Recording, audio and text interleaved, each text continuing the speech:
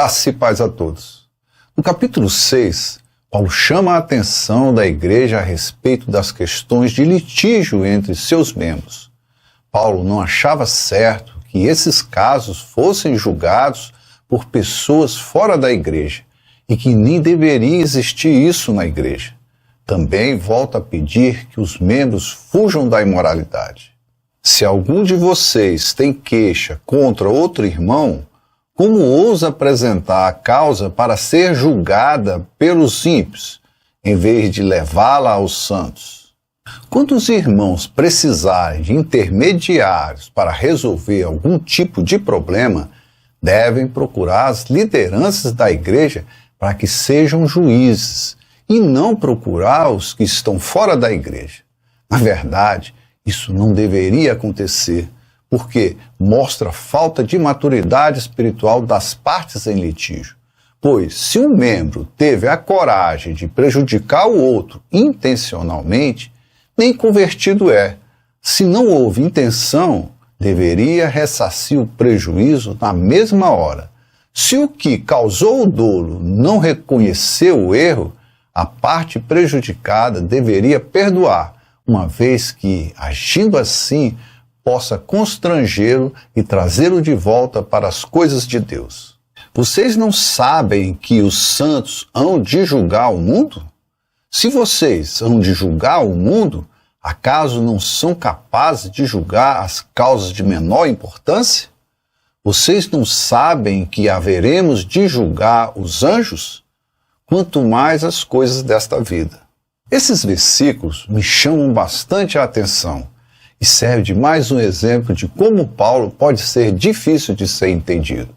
Por isso precisamos ter cuidado antes de abrir a nossa boca.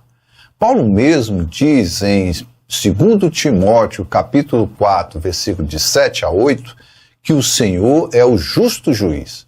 Logo, para Paulo, Deus é o juiz.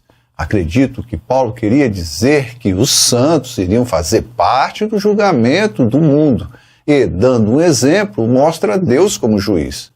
O advogado de acusação seria o diabo, o de defesa Jesus e as testemunhas e os jurados, os santos. Portanto, os santos participam do julgamento, mas o juiz é Deus. Portanto, se vocês têm questões relativas às coisas desta vida, designem para juízo os que são da igreja, mesmo que sejam os menos importantes. Digo isso para envergonhá-los. Acaso não há entre vocês alguém suficientemente sábio para julgar uma causa entre irmãos? Mas ao invés disso, um irmão vai ao tribunal contra o outro irmão, e isso diante de descrentes. Esses versículos também me chamam a atenção, porque nos mostra que as lideranças devem participar da vida dos irmãos, coisas que não acontecem nos dias de hoje. Agora, é cada um por si e Deus por todos.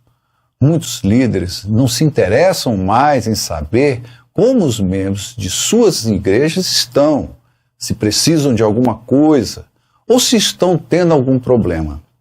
A preocupação maior é com os dízimos e as ofertas. Isso tem esfriado o amor entre os irmãos. E, se o amor entre os irmãos está diminuindo, como poderão amar os de fora?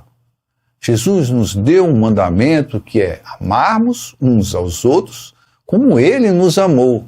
E isso não está acontecendo. A igreja de Deus está dividida. E tudo isso por causa de interesses financeiros de alguns líderes. Por isso, Jesus falou que não podemos servir a Deus e ao dinheiro. O fato de haver litígios entre vocês já significa uma completa derrota. Por que não preferem sofrer a injustiça? Por que não preferem sofrer o prejuízo? Em vez disso, vocês mesmos causam injustiças e prejuízos, e isso contra irmãos. Vocês não sabem que os perversos não herdarão o reino de Deus? Não se deixem enganar, nem imorais, nem idólatras, nem adúlteros, nem homossexuais, passivos ou ativos, nem ladrões, nem avarentos, nem alcoólatras, nem caluniadores, nem trapaceiros herdarão o reino de Deus. Assim foram alguns de vocês, mas vocês foram lavados, foram santificados, foram justificados no nome do Senhor Jesus Cristo e no Espírito de nosso Deus. A igreja é para ser exemplo. E qual é o exemplo que vocês estão dando? Devemos seguir Jesus não uma vez ou duas por semana, mas todos os dias. Nossas atitudes têm que ser irrepreensíveis, tanto na igreja como fora dela. Então, como uma pessoa pode, após o culto, agredir sua mulher ou seus filhos em casa? Como uma pessoa pode enganar o próximo, prejudicá-lo, roubá-lo, matá-lo? Vocês podem enganar as pessoas, mas a Deus não. Todos vão responder pelos seus atos, e os que praticam o que é mal, como Paulo bem diz, não herdarão o reino de Deus. Os que se dizem convertidos e praticam essas coisas são mentirosos e nunca se converteram. Todas as coisas me são lícitas, mas nem todas as coisas convêm. Todas as coisas me são lícitas, mas eu não me deixarei dominar por nenhuma. Os alimentos são para o estômago, e o estômago para os alimentos. Deus, porém, aniquilará tanto um como os outros. Mas o corpo não é para a fornicação, senão para o Senhor, e o Senhor para o corpo. Ora, Deus, que também ressuscitou o Senhor, nos ressuscitará a nós pelo seu poder. Um dos aspectos do fruto do Espírito é o domínio próprio. Então, se somos do Espírito, temos domínio sobre o nosso corpo. Com os que são do mundo, ocorre o contrário, pois se entregam aos seus desejos e buscam prazeres. Mas nós, cristãos, somos guiados pelo Espírito de Deus e por isso fazemos o que é do Espírito. As coisas do mundo não têm mais domínio sobre nós, bem como os nossos desejos. Nosso corpo passou a ser o templo do Espírito Santo. Ele habita em nós. Dessa forma, como podemos corromper o que é de Deus? Devemos preservar nosso corpo em santidade para que ele possa ser ressuscitado como o corpo do nosso Senhor Jesus. Vocês não sabem que os seus corpos são membros de Cristo? Tomarei eu os membros de Cristo e os unirei a uma prostituta? De modo nenhum. Vocês não sabem que aquele que se une a uma prostituta é um corpo com ela? Pois, como está escrito, os dois serão uma só carne, mas aquele que se une ao Senhor é um espírito com ele.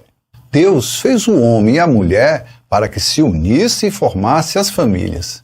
A prostituição corrompe essa relação. Desta forma, se somos de Deus, não podemos fazer o que desagrada a Deus. Também fazemos parte do corpo do qual Jesus é a cabeça. Por isso, temos que nos manter distante da prostituição, porque o nosso corpo pertence a Deus.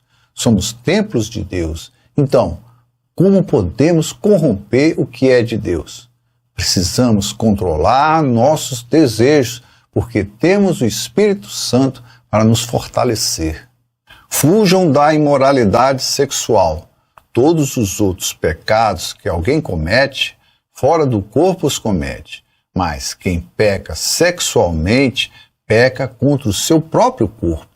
Acaso não sabe que o corpo de vocês é santuário do Espírito Santo que habita em vocês, que lhes foi dado por Deus e que vocês não são de si mesmos?